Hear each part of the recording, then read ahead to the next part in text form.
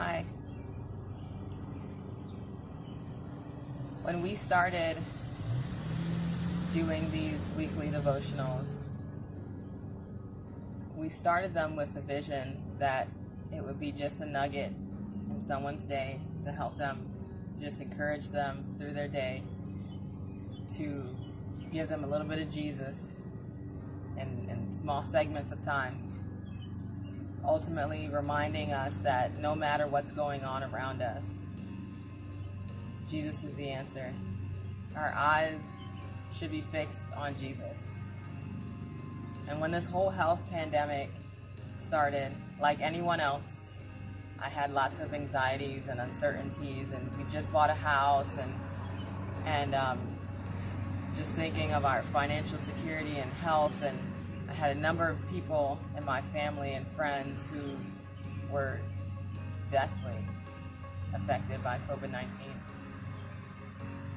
And so my mental game wasn't on. I was overwhelmed by these things, and I don't normally do daily devotionals, but I decided to during this time because I just needed just some extra encouragement.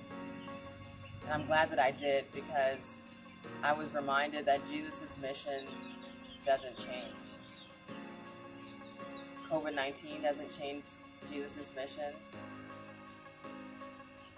Police brutality doesn't change Jesus' mission. World hunger doesn't change Jesus' mission. Because his mission always encompassed all those things.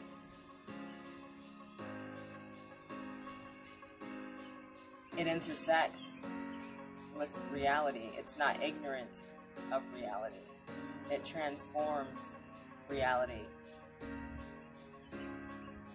And I had to be reminded of that, and how that same power that we share with the world has to start with us first. It has to start with me. My heart needs to be continually transformed by the saving, wonderful grace of Jesus Christ. God, he never changes. He's always the same. He was the same God before these uncertain times and these awful tragedies, and he'll be the same God on the other end of it.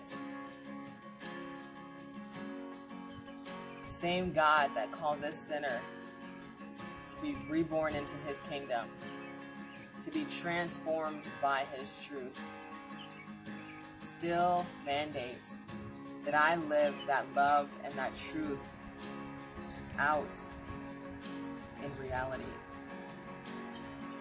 That still is the same mandate that I have on my life. That when I feel overwhelmed and defeated and oftentimes bitter, I have to remember that Jesus' mission, his work in my life, his work in this world still goes forward.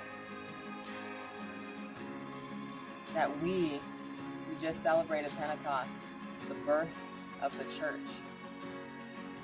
The church is God's instrument of righteousness in this world. He still calls us to live that righteousness out in the middle of all of this. He still calls us to live that righteousness out.